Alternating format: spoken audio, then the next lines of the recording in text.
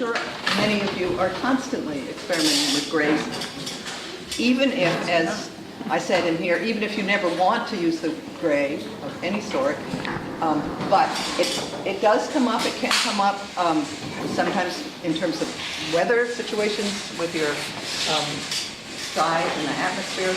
Sometimes you do want that more neutral support for something that's more colorful. So I just did a little strip again. And the takeaway, which I don't think will surprise anybody, the main takeaway for me is always, you can, we are not mechanical creatures. And when your brush stroke changes, even if you say, I'm doing the same amount of water, same amount of whatever, it's almost always a little bit different, one to the other. And never mind even the difference about pigments, because that's another adding. But as I did these, here's Carbazole Violet with Phthalo Yellow Green, Carbazole Violet with Viridian, Phthalo Yellow Green with Carbazole Violet in a different, this is pure Carbazole Violet, by the way. And then Phthalo Yellow Green in a slightly different, this is very green. This one is very neutral, and that's exactly what you can get. These, reliable neutrals. And do you think that phthalo green is the complement? Is it?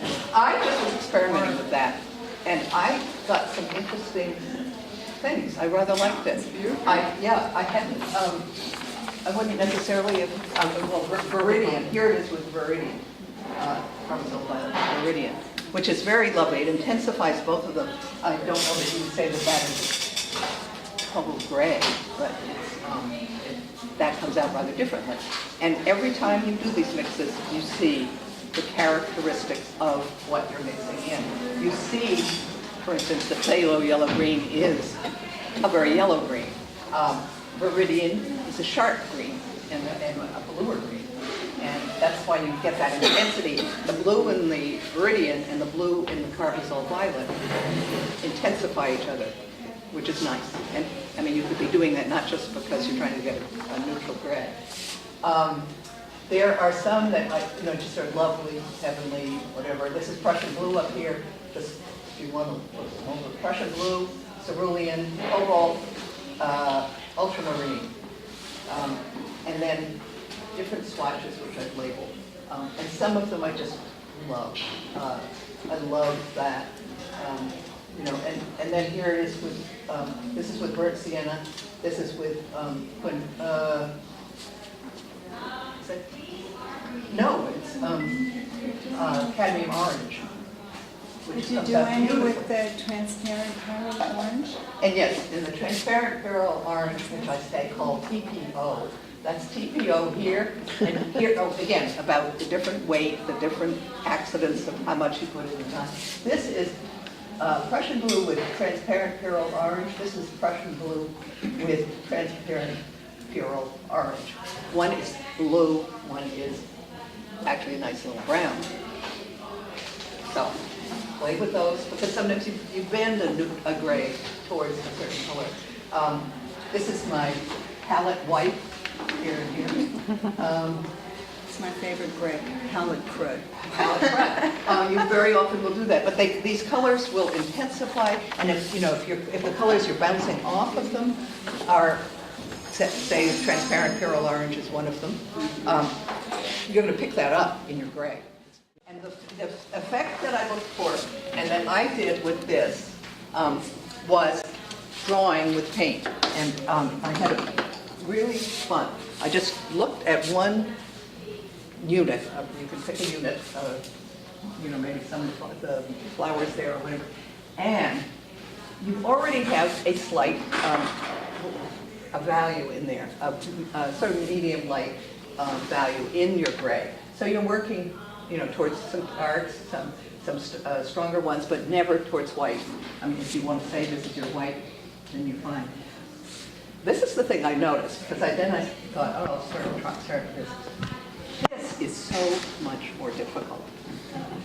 because you are working with the whole range, and your mind has to comprehend that white, then light value, medium, even if you're doing just say 4 or 5, white to dark, it adds another factor. Here, a factor has been sucked out of your hand, and just there it is, and it's your base. And it really, this, just to me, I don't know, this is maybe if you do this, see if that happens. I just saw the shapes, they just went, boom, boom, and I just followed them. And I did, mine was two, Carbazole violet, and again, this phthalo yellow green. I'm not trying to simulate the colors exactly, clearly, but a little bit, but I'm thinking value, and then that is simplifying too, sometimes, if you're just thinking value and not going too much with 2 colors. So if you wish to try this, Because this is not really a watercolor paper, though it certainly is usable for a watercolor paper, you're not going to be scrubbing and washing and doing a lot of stuff. She gave me this brush, which is, not the hard, sharp, flat. It has a little belly, nor is it a huge washy mop brush. I have been really enjoying working with this. It makes me paint differently. It is softer. I mean, I'm never going to abandon my little friend here, or even this. But it makes me do some things. It obviously is a softer application. It is a great. This is one stroke. It's called 1 inch artist watercolor sable. Windsor. It's a lovely brush, but I mean these come in various brushes. This other one, which I've had for quite a while, is a filbert, and I don't know if many of you. What? Silver. This is Arteshi. Looks like a Dutch word from Japan. I'm very interested in that thing. Have you noticed that they, Schminke and what is it, Holbein? I mean, and then Japan. Yeah, Japan. Yes. Anyway, so the Camelon Pro 12. Filbert, What see would you this? use it for? I thought that was an oil.